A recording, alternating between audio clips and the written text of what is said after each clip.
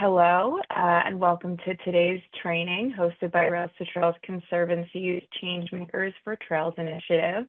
So thanks for joining us and being a changemaker. My name is Elle Segal, and I am the Advocacy Outreach Director here at Rails to Trails Conservancy. I'm based in Washington, D.C., and we'd love to hear where you're based as well. So if you want to put your name and your location in the chat, that would be great so we can learn a bit more about who's joining us. I'll be your moderator and one of your presenters tonight, and I will be joined alongside Liz Thorstensen, who is our Vice President of Trail Development. A lot of you probably know Liz from other programs here at RTC, but she's going to be joining us a little bit later, so stay tuned for that. The topic of today's training is discussing how federal decisions affect trails, looking at how federal funding, federal programs impact trails in your community. And during this training, you'll get to learn a bit about different federal funding programs that have really kickstarted trail networks across the country. So why are we here exactly? What are we doing here today? So the focus of today's session is going to be understanding decisions at the federal level and how they affect the trails that get built in your community. We're going to learn what federal advocacy looks like, and we're going to get more comfortable bridging the gap between your love for trails and the advocacy that can shape federal outcomes. I'm in DC, and I'm on the policy team. We're really ensconced in this work all the time, but we want to talk about how everything that happens in DC and in your state capitals really trickles down to impact the trails that you love and the trail networks that you love. So thanks for being here. Let's go to the next slide, please. So we want to give a reminder or some new information for folks who are new to our Changemaker initiative, just to kind of center us on what advocacy is. So advocacy, we really think of it as taking a position on an issue.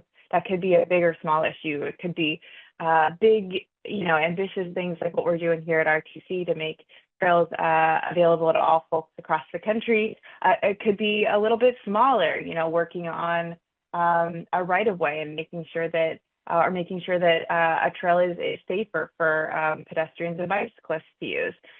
So regardless of how big or small, advocacy is taking a position and supporting a cause, which they kind of go hand in hand there. Growing community support. So working across different industries with your neighbors, your local businesses, your mayor, your city council members, across from everyone from environmentalists to people who care about economic development. Trails, we're fortunate to have an issue that works on touches so many different people. And so growing a broad coalition of support is something we do a lot here, and it's really important when you're thinking about advocacy, as well as I kind of alluded to, working with different representatives across the local, regional, state, and federal levels of government. So decision makers across all of those regions and areas are going to have different impacts on trails. We're going to be focused more on federal decision makers, but keep in mind that the impact that local, regional, and state elected officials have as well. And telling your story, a lot of folks in our poll mentioned that they've posted on social media about trails. We love to see that people are outwardly expressing their support for trails, and that is a huge part of advocacy as well as telling your stories. So great, next slide, please. So what is our role? I kind of alluded to it a bit earlier, but Rails to Trails' role in advocacy, and we are an advocacy organization, but we work at all levels of advocacy. And what I mean by that is federal, state, regional, and local. So local being your mayor, your city council member, regional being sometimes county elected officials, state being your state capital, your governor, sometimes some state agencies, and then federal being members of Congress and the White House. And they all have unique roles in policy changes and funding. We advocate for connectivity, so making sure that folks can use trails to get to daily destinations, make sure that trails are accessible to everyone, and that they provide safe and sustainable routes to get to businesses, to schools, again, to your daily destinations. We do a really great job annually of celebrating and celebrating leaders who prioritize trails across the country. So whether it be an advocate in Philadelphia, who was our honoree recently, or a governor in Indiana who was previously a honoree of some of our annual awards, we really prioritize highlighting and uplifting leaders who care about trails and who are effective and impactful advocates.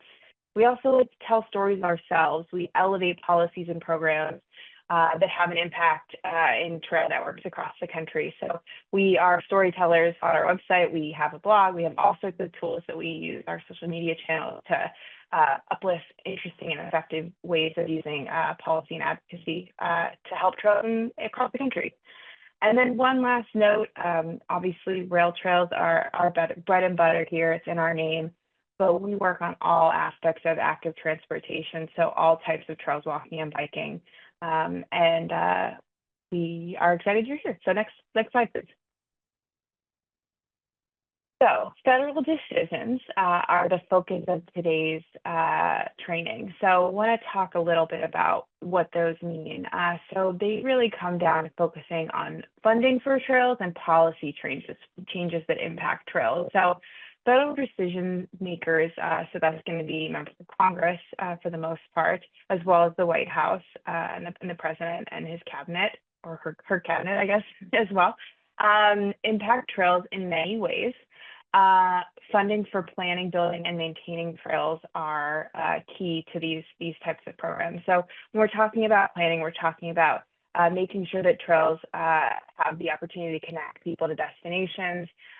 We talk about building trails. That's kind of thinking about the bulldozer and actual construction work. And then maintaining trails, that is something that is often overlooked and is incredibly important, especially when we're thinking about safety and accessibility, to make sure that folks can continue to use trails after they're built. So that is something we see as a really important role of the federal government, and something that has taken on increasing importance in some recent legislation, which we'll talk about.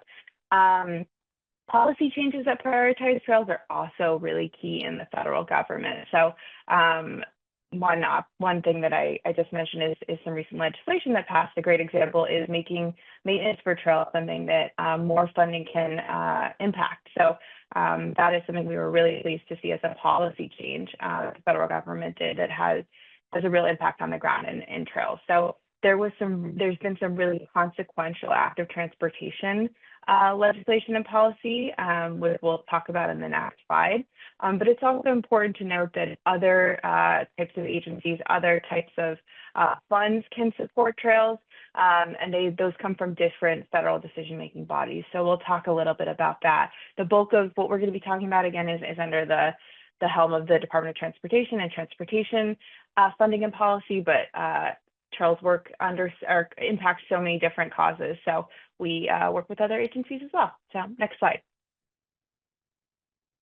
So where are we now? As I mentioned, there was a pretty large scale, impactful federal transportation bill that was signed by the Biden-Harris administration in 2021.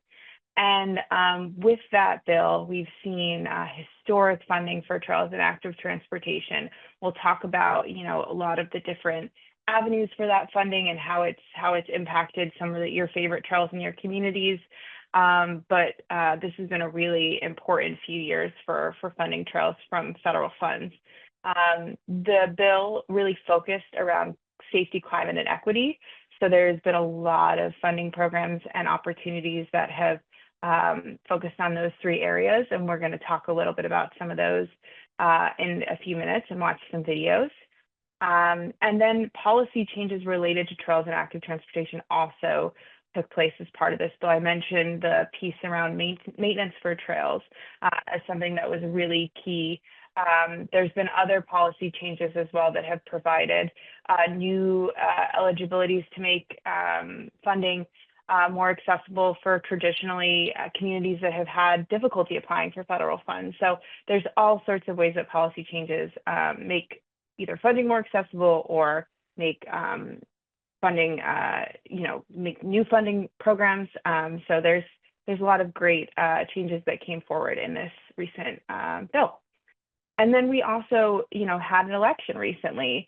and the elections were federal as well as state and local elections. And I think we'll probably put in the chat, we've had a couple blogs that have talked in more depth about elections. That's not going to be the focus of today's session, but what we saw in these recent elections and how they impact trails is establishing a lot of voter enthusiasm for trails, particularly for ballot measures that passed across the country. So there's, I believe, a specific blog that we'll put in the chat that covers just ballot measures. There obviously was a clear message around setting policy priorities, and that will impact the policy priorities that come forward through transportation and other bills that pass in the future, as well as determining funding levels for trails and other transportation modes. So these are all things we're watching really closely. And if you're really interested in those topics, we'll be sure to produce some more resources for you, and you can take a look at the blogs in the chat. So next slide. So as I mentioned, transportation is really the bulk of the funding that we're going to be talking about. A lot of the trails that you love have received funding from one of these programs as well as several others. So I won't spend a ton of time diving into each and every one of these, but some of you maybe have heard of the Transportation Alternatives Program or the Recreational Trails Program. Those have historically been some of the largest sources for funding for trails, specifically the Transportation Alternatives Program. And so when we think about the role the federal government has in funding trails, it's hard to overlook and overstate the importance of these programs in transportation funding for trails from the federal government. So there's several other opportunities you see here that focus on safety, on equity, and so some of those themes from the recent transportation bill are coming through. But suffice to say, there are tons of funding programs that have been available for trails, which has led us to this moment that we're in, where we're seeing historic funding for trails and active transportation across the country. So transportation has been the most robust supply of these, and we hope to see continued funding in the future. So next slide, please. So as I said, transportation is the largest opportunity for us typically, or the one that we focus on the most. But there are other agencies and other types of programs and funding opportunities that do provide funding for trails in your communities. And we'll talk about a couple specific ones in a few minutes, but I wanted to highlight congressional earmarks as an important way to fund trails in your community. So that would be when a specific member of Congress hears from constituents about a specific project, and they are so passionate about that they decide to fund this project. So we've seen earmarks go to trail networks across the country, and it's been a really important way for constituents and local organizations to reach out and connect with their members of Congress and get funding for local projects. Housing and urban development, the National Park Service, the EPA, public health, all of these are sort of different motivations for why trails are important in our communities. I think we all on this call know the impact that trails can have on the environment, on public health, on recreation. So I won't go into tons of detail, but there's different applications that you can definitely demonstrate the need for trails under the guise of all these different agencies and topics. So we'll hear a great example in a few minutes about public health funding going to a trail network. Next slide, please. So I think this is our last slide before we bring in some videos and then have some discussion between Liz and myself. So we want to end with a slide that hopefully some of you have seen before, which is our amazing trail network map. And as you'll see, there are some key projects from RTC on here, some Trail Nation projects, also the Great American Rail Trail, but there are so many trail networks across, can we go back? There are so many trail networks across the country, and they really span rural, they span suburban, they span urban communities, red, purple, blue, just every part of the country. There is obvious interest and enthusiasm for trails. And we're excited to see this map continue to grow and expand. And this is really ultimately the vision we're working towards, is having dots, so many dots on this map that you can't even parse them all out individually, because we want to see a country that is connected by trail networks that are accessible and safe for everyone. So this is what we're working towards, and this is really ultimately what the federal government can do and fund through policy decisions. So with that, we're going to take a minute to watch a wonderful video, and then Liz and I will chat for a bit. The vision of the Circuit Trails Network is to complete 800 plus miles of trails throughout a 9-county region that are all interconnected. The idea is that it would serve both recreational and transportation needs. We had done the groundwork of creating a coalition and envisioning trail projects and segments that really did piece together and could become a completed Schuylkill River Trail. When the competitive Tiger program came out just a year or two later, we realized this was an opportunity. That was the huge catalyst that caught the attention of the region's elected officials, the region's decision makers, and the region's largest philanthropy. It was also clear that if we could make the case that everyone was going to benefit, not just one city or one county, that was going to have much bigger appeal.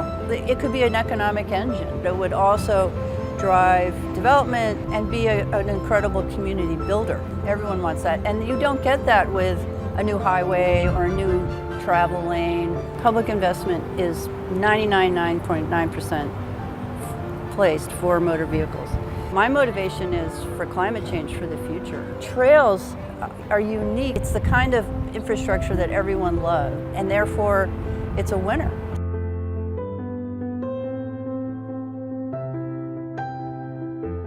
I don't think I initially said, but that is a wonderful trail network in the greater Philadelphia area, the Circuit Trail Network. We are going to bring in Liz, and we'll just spend a few minutes reflecting on that incredible display of trails and the video there, and talk about what resonates. So Liz, I have a ton of thoughts, but I don't know if you want to kick off here and say hello to everybody. Hi, everyone. I'm Liz Thorstensen, Vice President Trail Development at Rails to Trails Conservancy. So happy that you're joining us today. I love that video. I love being able to see the drone shots, especially because I think otherwise it's so hard to get a sense for the connectivity that we're talking about, and just to get that visual on why that connectivity in any sense, is really so impactful. But yeah, I think anytime where you can start to see where you could actually get to and from, and why that starts to matter, if you just say it matters, it's a bit different than seeing the visual. So I love that. Definitely. I think the other thing that became really clear is how the federal funding really inspired this growing network. And I think it's so impressive. The Circuit Trail Network spans not just multiple counties, but multiple states. And to have that many cooks in the kitchen, federal funding can kind of motivate that level of collaboration. And I think in this case, it's been a really savvy opportunity to not be in competition mode, but be in collaboration mode. And the result, speaks for itself in how many miles of trails they've been able to build and fund. And it's just really impressive. And without the federal funding opportunity, not only would these trails not be built, but that collaboration probably wouldn't necessarily be there. So it's really impressive to see. Yeah, I don't know, Liz, if there's any examples that speak to you in your experience that have kind of had a similar journey. Yeah, I just wanted to comment on one thing you said first, that Tiger grant that you're referring to, that Sarah Clark Stewart referred to in the video.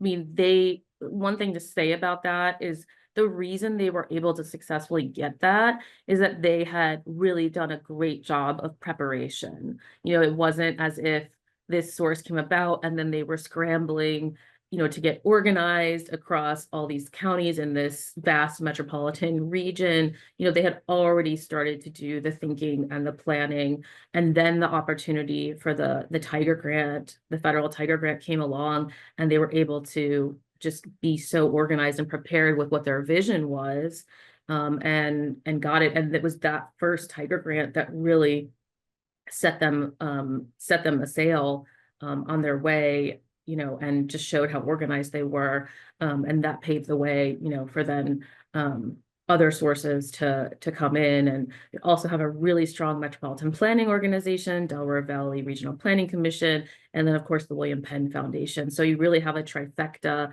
of that local philanthropy, the great regional governance, the local advocate leadership, which you all, are here for, that part of it, and then of the federal funding. So just a really, just a great conglomerate of all those important pieces coming together, and the preparation it took to get that federal funding is key.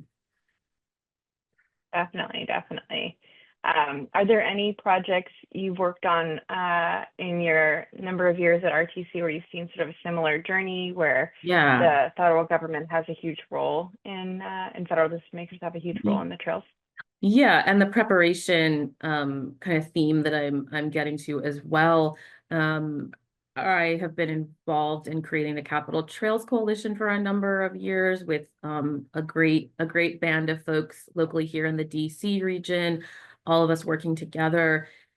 And we actually applied 3 times for the RAISE grant program and took advantage of the feedback that USDOT offers as part of your application. So if you apply and you don't get it, you are welcome to seek them out for a meeting and get that really important feedback. So we did that twice, and then the third time was the charm. So I think the other theme there is just the persistence that we had, and then taking that feedback to improve, what we were doing.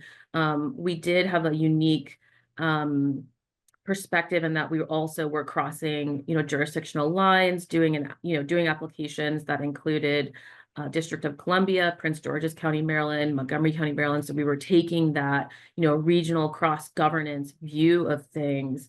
And then ultimately in 2023, won the RAISE Award for $25 million. This is a huge infusion for us to kickstart some of the most important segments, especially in the segments of the community that historically have not had access to trails. And some crucial connections also across natural barriers, the Anacostia River, which is really important part of our watershed and river system here. But otherwise, it's a barrier that requires traveling, 5 miles on foot to get to the other side. And now we're going to be able to have this fantastic bridge, the Arboretum Bridge, that's been a vision in so many local leaders' eyes for so long. So that was another piece that came through this year that we're super, super excited about. So yeah, we already had the vision going for several years, already had a great group of people and leaders working on these applications, and had just great folks on across different organizations helping to write the grant, which of course is a lot of work in and of itself. Yeah, and hearing you talk about the projects you've worked on, I think, and as well as the circuit trail video, I think something else that comes through is the need for political support for these projects as well. So, when you're applying for some of these really ambitious federal funding programs, it brings in another layer of the federal government where you're writing to your members of Congress to ask for support. You're gathering, the local elected officials to support the projects. And something that I was really impressed by recently, I had the chance to travel for a conference in Salt Lake City, and they had and it was a transportation conference, and they had a panel featuring the mayor of Salt Lake City and the lieutenant governor. And typically when you're at a transportation conference, sometimes they mention trails, but often they're talking about a lot of other transportation modes as well. But in this panel, the amount of political will and emphasis on active transportation from real leaders, not just in the city, but in the state, was incredible. I mean, to see the political will put behind trails as a transportation mode, as a way to improve air quality, as an outdoor recreation source, it was really inspirational and impressive, and really speaks to how much emphasis they put in building out their trail network in Salt Lake City, but soon across the state, really. And it's really impressive to see, again, like the lieutenant governor leading with trails when they're talking about transportation options. So I think there's a lot to say about, getting your elected leaders aligned and on board, whether it be for a funding application or generally the concept of investing in trails. Yeah, those are the examples we love, right? Where you have the person at the highest elected office on board. We've seen that in Washington State as well, New York State as well. So when you have, and Virginia actually with the Capitol Trail, where you just have a governor sort of declaring this usually it's a long distance multi-use trail, this is really important for us. More increasingly, they, have it from an economic development message. And just kind of declare, we're going to make this happen. How do we get this done quickly? And lo and behold, when the governor says got to happen quickly, these trails magically get done much faster than they otherwise would. So that's the ideal. But yeah, I mean, even for these raise grants, I'll say in the examples I've seen with the projects we're involved in, we start cultivating those local and even the federal representatives early and make sure they understand the vision of the trail network. If they don't already know about it, just familiarizing them with it, inviting them to different events. Obviously, the more that happens with local advocates, less from those of us in the trail professional space, the better, because they want to see that it matters to their constituents. So we've done a lot of that here in our Washington, D.C. region, I would say really since we started the project, but then we even found that during COVID time, we were able to capture the attention of more electeds online and virtually and spend some time with them, and just have more meetings. So we were able to just kind of keep that momentum going and get to know a lot of elected officials at different levels of governance that were really important, I think, for just socializing what we were trying to do and making them champions, over time for the vision of the trail network. We can move on to the next video in a minute, but I would be remiss without giving a quick plug for inviting your elected officials to Celebrate Trails Day. If you haven't been to a Celebrate Trails Day, this is our annual celebration of trails, and we have events across the country, hundreds of them. And we'll put information in the chat. I believe it is April 26th of next year, if I'm getting that date correct. And we hope we'll see you there. And it's just such a great organizing opportunity to invite local, state, regional, federal electeds, staff as well, to come and see firsthand. So we can definitely talk a little bit more about that. But just one quick plug. And then Liz, I don't know if you have anything else to add, but we can certainly move on to the next video if that's easiest. I'll save my thoughts for after the video. Perfect. And just one last thing, please keep adding your questions to the Q&A. We'll get to Q&A in a few minutes, so we want to hear your thoughts and questions. So let's play the second last video. The trail system has provided a free outlet for people to get outside and improve their physical and mental well-being. We're seeing increase in participation. We've tried to create this system where no matter how you come to this trail, that you can find your place in the trail. The Red Rock Trail System came from a partnership between the Department of Health and our organization as a way for people to really appreciate our watersheds, the biodiversity, and we thought building a trail system that had a true equitable component so that everyone could use it regardless of where they were was something that made sense for our county. And the goal of the trail system is that ultimately every person in the county would have a trail or a green space within a mile of their home. When we build a trail system and we invest in infrastructure, that is a signal to our community that we value you enough that we are going to invest in the infrastructure. We're going to put our money where our mouth is. There was funding from the CDC that came into the community to figure out how can we really form a master plan. And then you see all the collective energy around it and how the community has rallied around it, have supported it. If you leave it just to the locals and the local dollars to do this, you're talking about it could take 100 years. how many lives we could have impacted if we would have been able to get this accomplished in a 5-year cycle or a 10 or 15-year cycle. The federal dollars, the big dollars we're talking about, are absolutely critical. We have almost $40 million of federal funding that comes from 2 raised grants, HUD funding, ARPA money, all of which I think have been made possible by the fact that we had a plan, we've been executing on it, and now we want to be able to do it at an accelerated rate. Amazing. So I'll add that is Jefferson County, Alabama. Such an incredible display of, diverse use of funding and bringing together different coalitions, and just really a beautiful place. I mean, talk about the drone footage, just stunning. Gorgeous. I love that, and love how they're pulling in so many different sources. I think that's so important to sustain the momentum, over time. You don't want to overly rely on, one versus the other. But I think there's so many good things happening there. I've been down there, but not, since this trail network has really gotten going. So I'm really excited I want to go visit it at some point. Yeah, I was really taken by the different motivations. I think there's so, as we kind of talked about, there's so many reasons to invest in trails in so many ways. The federal government has a role in investing in trails, but it was really interesting to hear the CDC and Housing and Urban Development being 2 big investors, if you will, in this network. I think these are groups that we've worked with as well.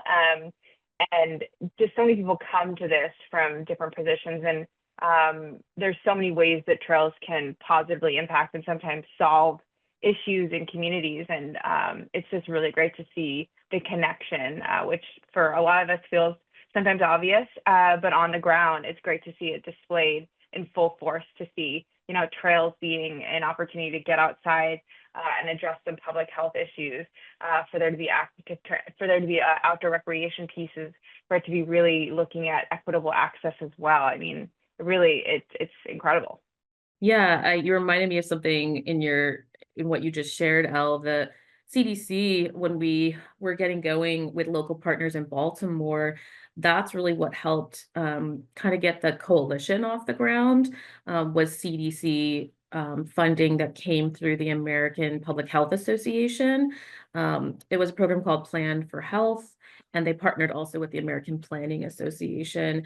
And so it was a big lift because, it's a federal grant application, but ultimately, along with the local advocates, we were able to secure federal funding to start doing kind of that deep on the ground work in neighborhoods that were experiencing transportation barriers.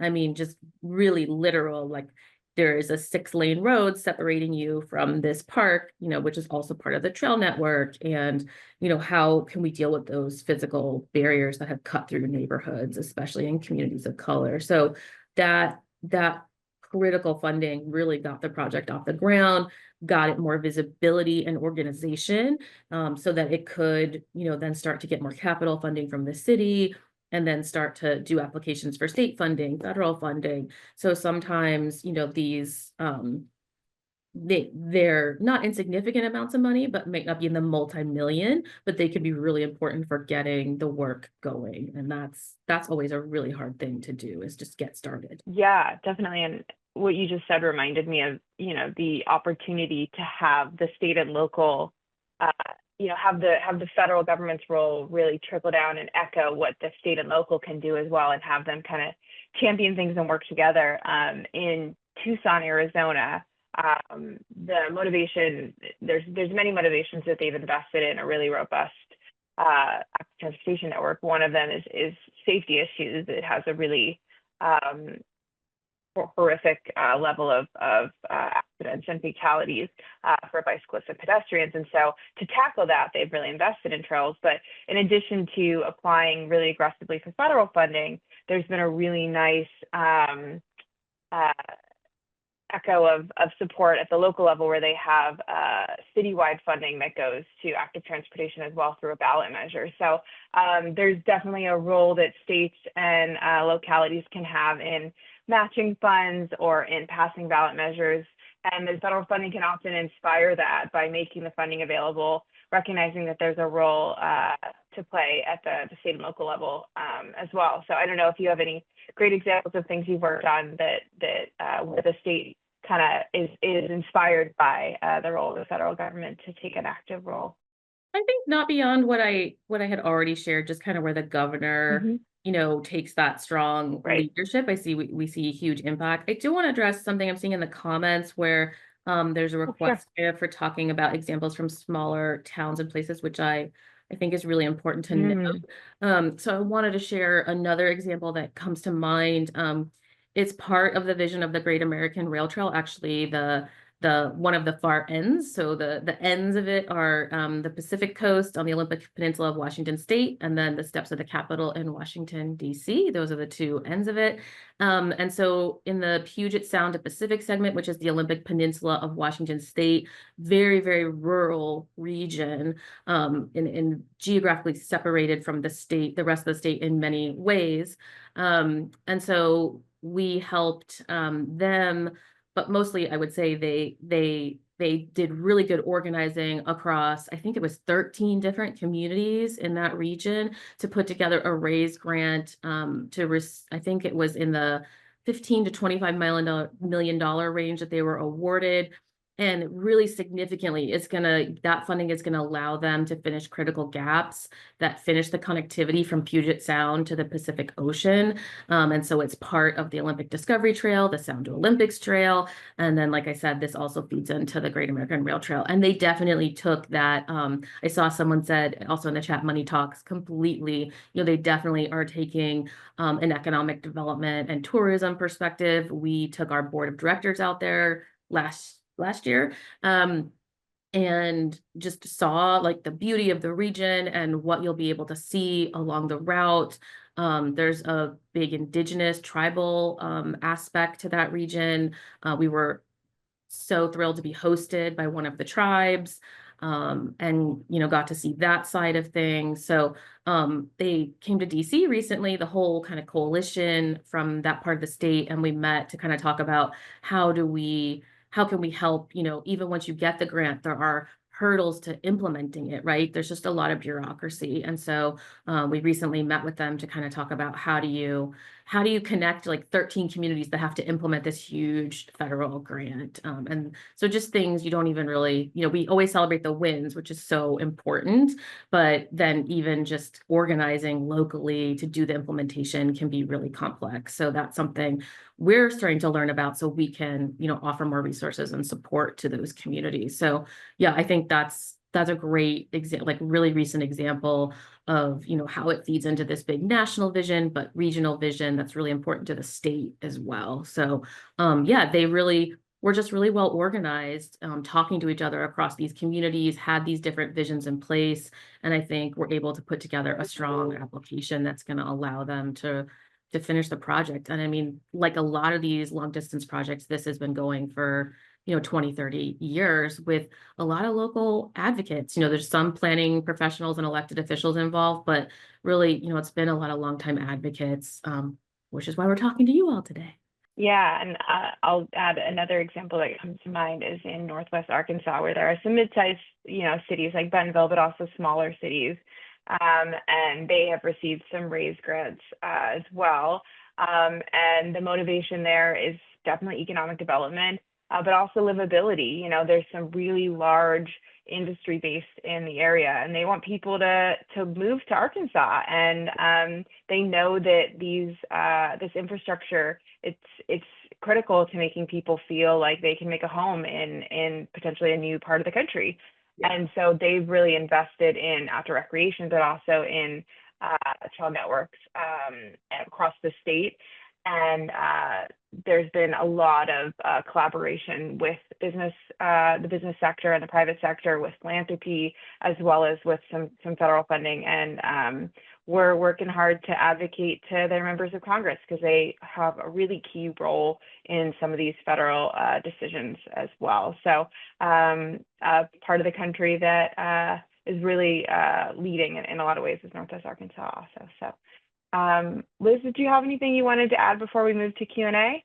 Yeah, I just wanted to know another thought. Before working at Rails to Trails, I worked in economic development for many years. And I just want to say I am really thrilled that, I'm still connected to that whole community.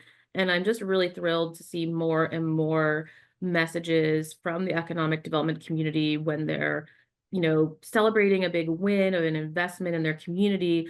A lot of times they're also celebrating that there's a new trail coming in or a trail network, and they're really understanding the importance of the trail network for attracting, like you just said, Elle, for attracting residents, for keeping people there. A lot of the more rural regions have the brain drain problem. All over the world that's a problem, but we're not the exception. We have this problem here too. And so you don't want to, be losing people to your region. And so I do see that messaging coming more and more from the economic development community, whereas, maybe 10, 15 years ago, they would have maybe scoffed at that, right? So I think those, yeah, the quality of life and what makes you want to stay in a place and enjoy your life there is really starting to be seen and elevated. And so I'm just really thrilled that that's now being understood. And so I do think there's a really important opportunity for us on the trail side of things to make sure we're speaking their language. We're elevating that. We're talking about the ROI, which coincidentally, I saw someone write that in the chat. And coincidentally, the raise grant applications do require a very in-depth ROI analysis. So, or maybe a cost benefit analysis, but similarly, they're very similar analyses. So they do require that, right? To make sure it's a smart investment project. So I just wanted to highlight that. Great. So let's dive into some Q&A. We've got a lot of questions. So one we have here, kind of touching on some of the information we provided. What are the federal organizations that can provide funding for trails? So there's a lot that can provide funding for trails. An important technicality, Congress really provides the funding for all of these different agencies. So reaching out to your members of Congress is so key. We're talking about, the Department of Transportation and Housing and Urban, there's all of these large agencies, but your elected representatives are really key to making the funding available to these agencies, which then make it available to you. So just want to really highlight the importance of the role of Congress and the impact you as local advocates can have in funding your trails by reaching out to those elected representatives. So yeah, I started listing out a few, but Liz, I don't know if you have a broader answer to that, or we can kind of, Yeah, one that goes, I think maybe underappreciated in our space, but is celebrated in other sectors is the Community Development Block Grant Program. This has been going on, I think, for 30 years, around that amount of time. It's got great flexibility in it. It comes through HUD, Housing Urban Development Agency. And so it's staunchly advocated for by lots of sectors because of that local level flexibility. And we have seen trail projects get funded through CDBG. Also, with the amount of natural disasters we see from year to year affecting all parts of the country, I think 3 or 4 years ago, at one point, almost every county in the US had some kind of flood issue. And so when you have those disaster declarations, disaster recovery money becomes available through different agencies. And we have really encouraged people to look at that and just talk with your local elected officials about how they're planning to spend it. A lot of times, they already have something in mind. But if you're planning out ahead and you're educating people about your vision, what you're trying to build, they can be keeping an eye and keeping your project in mind when that funding comes through. What's sad is that you don't want to have to use it to completely rebuild your trail system. And sadly, this past hurricane season, or I guess we're just finishing it, we've seen, in Appalachia that happen where trails are just completely destroyed, or critical bridges on trails are completely destroyed. And so I know there's projects trying to access that money to really have to totally rebuild, which is not what you want, but sometimes that happens. So I think that's a really important source that also can have flexibility depending on the agency. It doesn't just come through FEMA. People think it's only FEMA. It's not. It'll come through the Economic Development Agency. That also offers a lot of flexibility. I used to do a lot of work under those disaster recovery grants when I worked in economic development. So just a couple of, more flexible areas to look in, that if you get your kind of local ecosystem of leaders attuned to what you're doing, those are great sources for them to look into. Amazing. Yeah, that's super helpful to flag. I mean, we're going to move on, but I'll flag a couple things on our website. There's a lot of great resources on different funding sources for trails from the federal government. And as I mentioned in the slides, National Park Service, obviously from the video, the CDC, the EPA, there's just a real diversity of appreciation for how trails impact communities. And so with that, there's a diversity of funding opportunities. A couple of questions, and thank you for that question.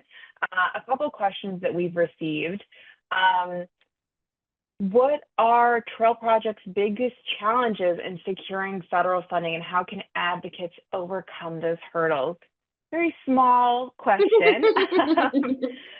I mean, I would say a huge hurdle is that we need more funding. And so it's very competitive often. I mean, you have funding where it's exclusively going to trails and there's still so much need. And then there's funding where you're competing with, your local bus system and roads and bridges. And thankfully, over the last few years, we've gotten a lot of funding, but there's more funding needed. So I think an important role that advocates can play is reaching out and requesting more funding in the future. But in addition to that, I mean, I think Liz really highlighted the important role of coalition building and being prepared ahead of time. These funding opportunities, sometimes you have to apply multiple times. And so as advocates often involved in local organizations or as leaders in your community, being part of those coalitions that are having these discussions in the years preceding the funding is really important. So, organizing, your local business leaders, your nonprofit leaders, your local elected officials, and having, meetings, having opportunities to discuss and having the plans in place is really important. And advocates certainly play a role also in getting the political support from your members of Congress. There's a lot of people who, even if they may not have supported the last transportation bill, want to support projects in your community. So they are eager to provide letters of support. They are eager to robustly, highlight and come to the ribbon cutting ceremonies.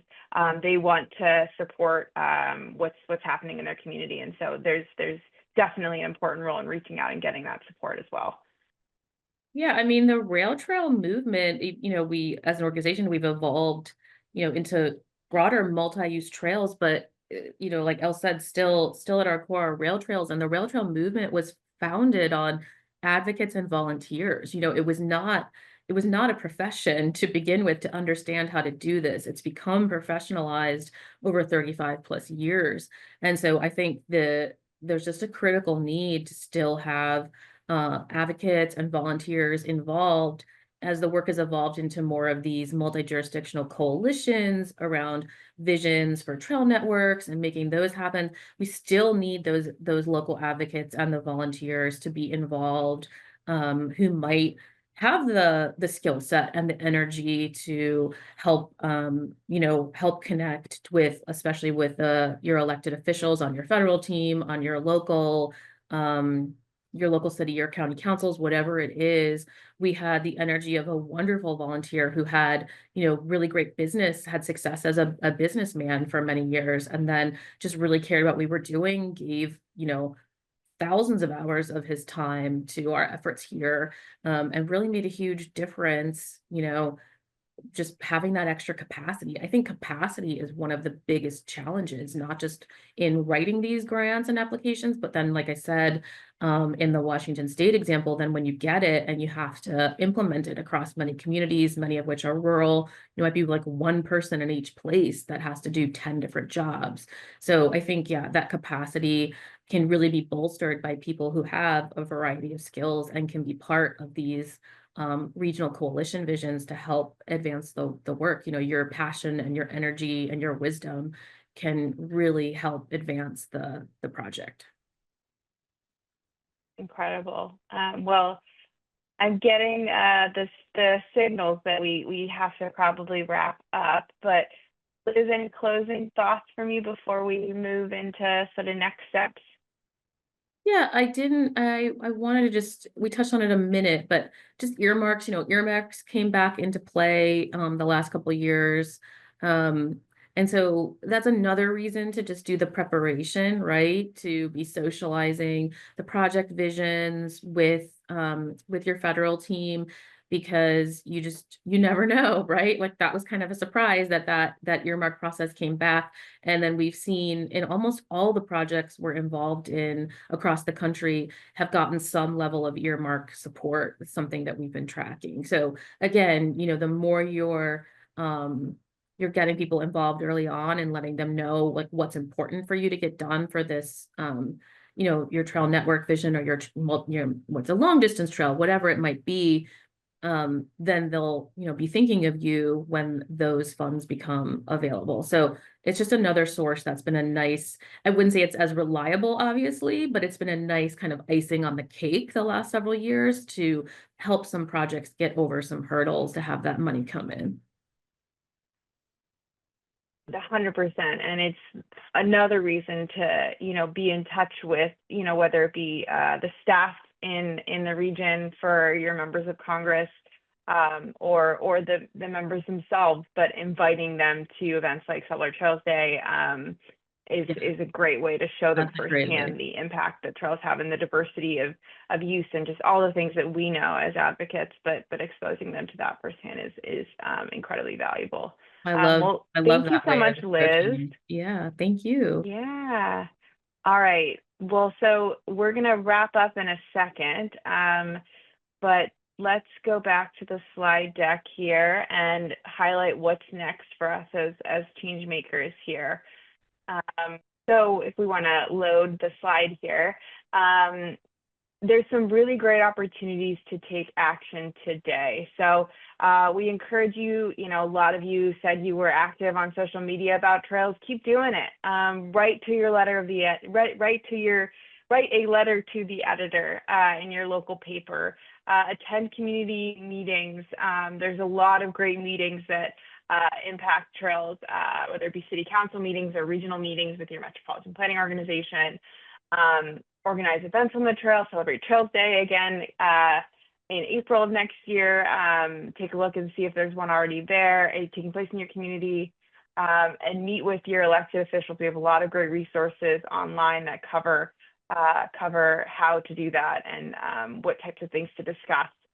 We will be in touch soon about some additional trainings and opportunities to get involved, as well as with some case studies of success. So all of this will be online at railstotrails.org/advocate. So please take a look there for more. And again, this recording will be sent out as well as some additional resources. So please send this to your friends. We want to have as many folks across the country involved in our Changemaker initiative. So thank you so much for your time today. And we hope to see you soon at another event next year. And until then, happy holidays and stay well.